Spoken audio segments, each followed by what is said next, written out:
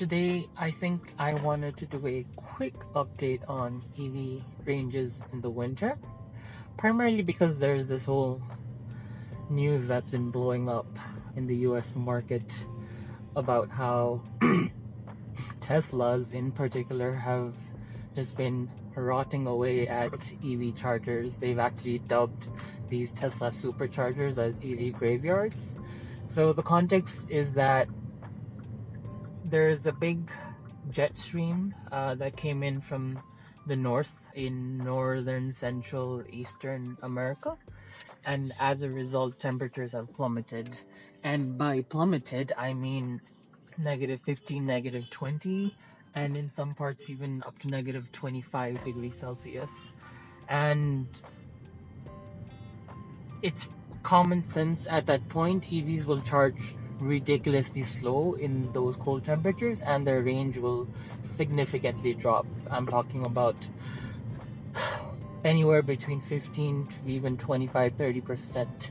So if your car has like a, I don't know, 400 kilometer range, it'll probably go down as far as maybe 275 to 300. And as a result, everyone who's been using Teslas have been stuck at these superchargers for a long time, because colder temperature means battery packs are cold, and as a result they will take more time to charge.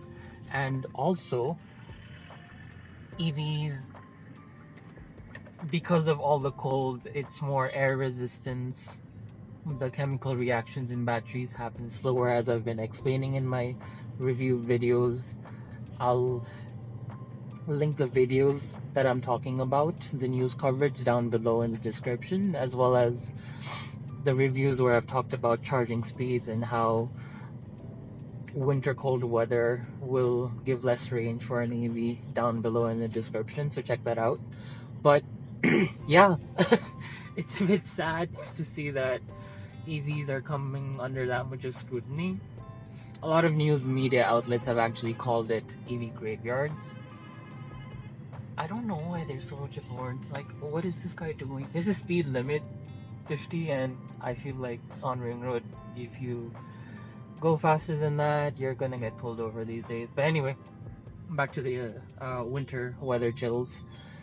Yeah, it's not looking too hopeful in America at the moment, but I think this is just the American market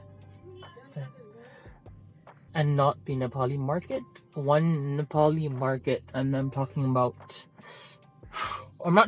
up in Mount Everest. I'm talking about in the city areas: Kathmandu, Pokhara, Birganj, Bhairawa, Surkhet, the big urban areas of Nepal. Climate isn't that bad. Like, I don't think it goes down to -25 unless you're up in the mountains on some trek, which at this point I don't think you'll be taking your EV. So in the city area, I don't think, other than some amount of range depletion, you'll have to worry too much. And charging speeds might be minutely slower, but I don't expect it to be that much slower that it would affect everyone's commute times.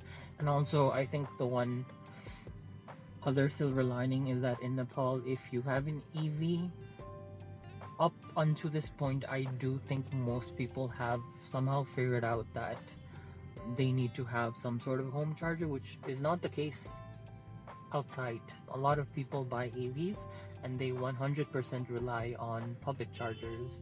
So unless you are 100% relying on any DC chargers or your company installed chargers across your city or country, I think you're in okay hands, because you always have the option to come on and then plug it in overnight.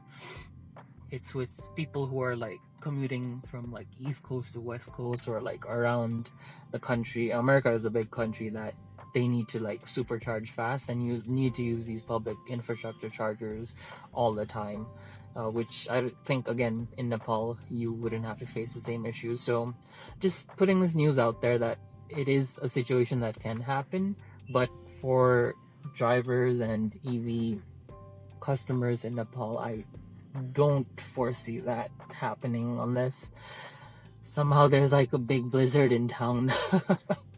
But at that point, I think power would go off for like a lot more things than just EVs. I don't think your car running would be the biggest issue if a blizzard came and hit Nepal. Anyway, if there's any other topics you'd like me to talk about, please mention it in the comments below and subscribe for more.